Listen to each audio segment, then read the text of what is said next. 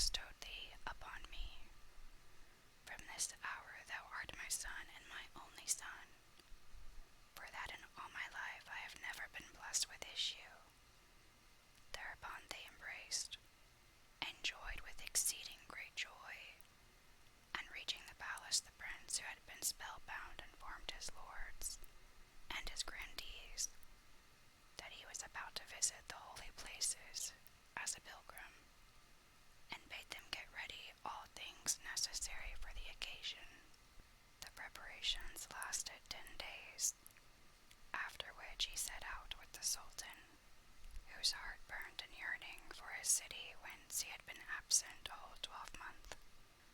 They journeyed with an escort, carrying all manners of precious gifts and rarities, nor stinted they wayfaring day and night for a full year until they approached the Sultan's capital, and sent on messengers to announce their coming. Then the Wazir and the whole army came out to meet him in joy and gladness, for they had given up all hope of ever seeing their king. And the troops kissed the ground before him and wished him joy of his safety. He entered and took seat upon his throne, and the minister came before him. And when acquainted with all that had befallen the young prince, he congratulated him on his narrow escape. When order was restored throughout the land, the king gave to many of his people, and said to the Wazir, "Hither the fisherman who brought us the fishes." So he sent for the man who had been the first cause of the city and the citizens being delivered from enchantment.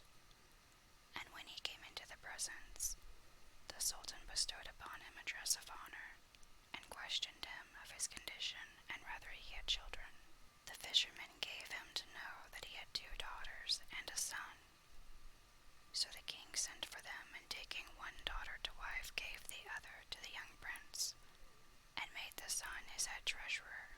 Furthermore, he invested his Wazir with the sultanate of the city and the Black Islands belonging to the young prince, and dispatched with them the escort of 50 armed slaves together, with dresses of honor for all the emirs and grandees.